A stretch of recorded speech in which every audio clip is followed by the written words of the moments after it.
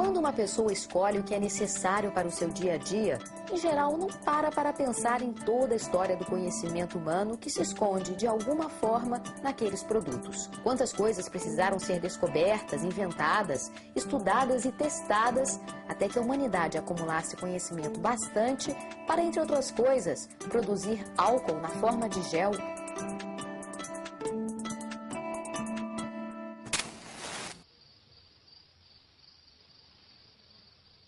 A natureza vem sendo observada e compreendida pelo homem há muitos e muitos anos. Se no século XXI qualquer pessoa sabe como acender uma fogueira, poucas param para pensar que foi assim, observando e controlando o fogo, que uma boa parte dessa história do conhecimento começou. Essa história começa há milhares de anos, perdida em algum lugar do nosso passado. Deve ter sido em torno das primeiras fogueiras que o homem parou para refletir.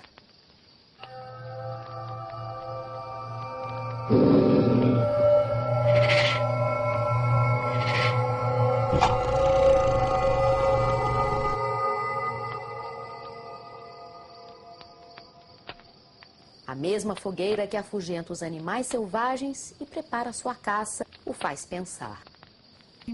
Transformação. Esta é a palavra-chave para nos guiar. Que transformação é essa que faz a madeira virar cinzas, fumaça e fogo? Madeira e cinzas são matérias diferentes, mas uma se transformou na outra.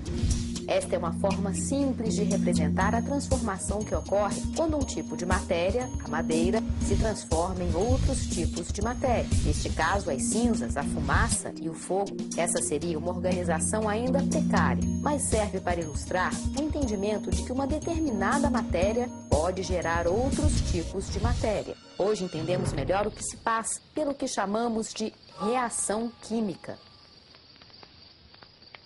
O homem continuou observando o fogo e a natureza. Ele observou que quando certas pedras estavam presentes na sua fogueira, ele obtinha um outro tipo de material, o cobre. O mesmo cobre que ele descobria livre na natureza poderia também ser obtido se ele encontrasse as pedras certas e a melhor maneira de queimá-las. Com ele era possível fazer peças e ornamentos.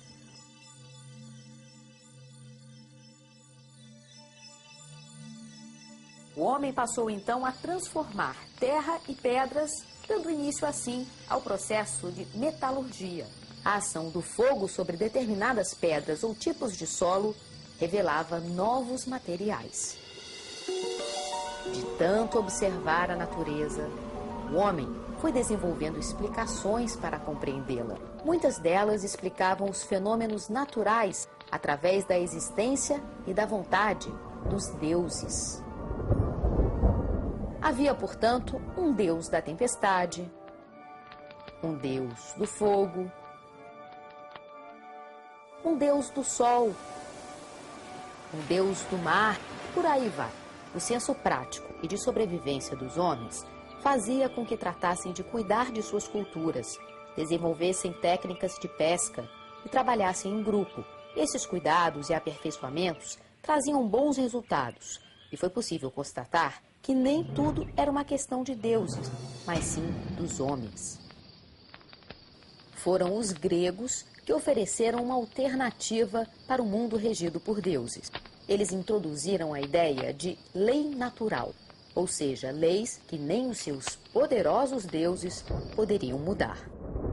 A partir deles, muitos fenômenos passaram a ser considerados naturais e não divinos, porque não ocorriam em função da ira ou da simpatia de deuses, e sim por meio de leis que o homem começou a entender e compartilhar. Tales de Mileto, o primeiro filósofo de que temos conhecimento, é personagem importante para a consagração desse novo olhar. A partir de dados conseguidos com os antigos astrônomos da Babilônia, ele anuncia com precisão e antecedência o eclipse solar de 25 de maio de 583 a.C. Outros filósofos gregos, também curiosos sobre a natureza das coisas, procuraram entender mais sobre a origem e a natureza do homem e do mundo. Somando o modo de pensar de Tales com suas próprias observações, elaboraram várias explicações para entender do que as coisas são feitas, ou melhor, tentaram compreender, entre outras coisas, o que hoje chamamos de matéria.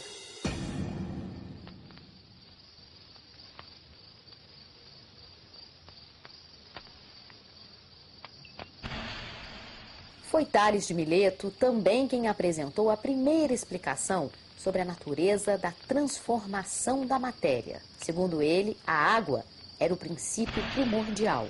Todas as coisas existentes seriam feitas originalmente de água. Da água surgiria a terra pelo processo da condensação. Já o ar e o fogo seriam criados a partir do aquecimento da água. Parece lógico, não? Outro que entra de cabeça no debate é Anaxímenes. Para ele, é o ar e não a água o princípio fundamental de todas as coisas. Já Xenófanes considerava que a terra era este tal princípio.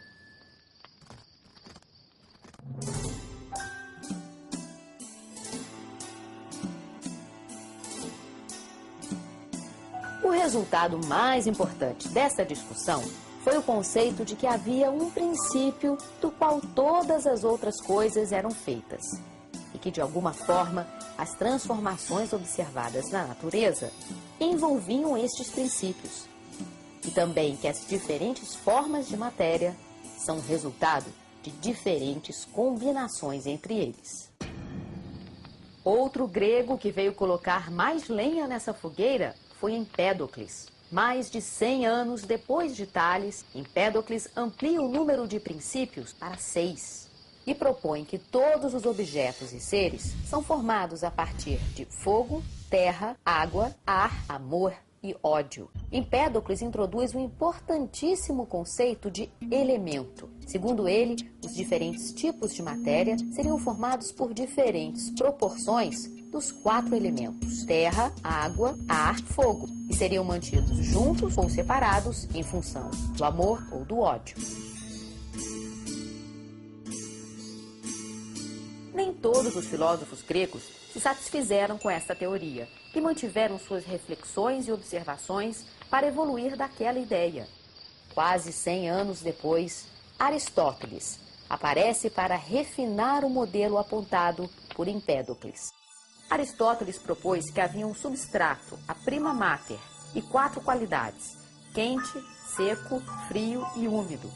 Este substrato, combinado com 2 das qualidades, formava cada um dos 4 elementos. Por exemplo, a terra seria formada pela combinação da prima mater com as qualidades frio e seco, o ar pela combinação com as qualidades quente e úmido, e assim por diante. Para Aristóteles, ao acrescentar água a um material, estaria se acrescentando a ele as qualidades frio e úmido. Isto poderia transformar esse material em outro, caso houvesse mudança na proporção das qualidades. Se Aristóteles tivesse que explicar a combustão da madeira, ele diria que ela se transformou em cinzas quando a prima mater perde parte das qualidades, o quente e o úmido. Ou seja, perde o elemento ar, que se apresenta aqui na forma de fumaça. Resta assim o frio e o seco, que é a terra na forma de cinza. Deste modo, Aristóteles lançou os alicerces para uma das primeiras explicações sobre as transformações da matéria. Aristóteles foi um grande filósofo. Seu esquema para as transformações da matéria oferecia boa explicação para os fenômenos observados. Suas ideias, de tão funcionais, foram bem aceitas pelos gregos de sua época e, mais tarde, na Idade Média, tomadas como base para a explicação do mundo natural. A nossa forma de ver as reações químicas é hoje muito diferente, mas nós não teríamos chegado aqui sem toda essa história. Afinal,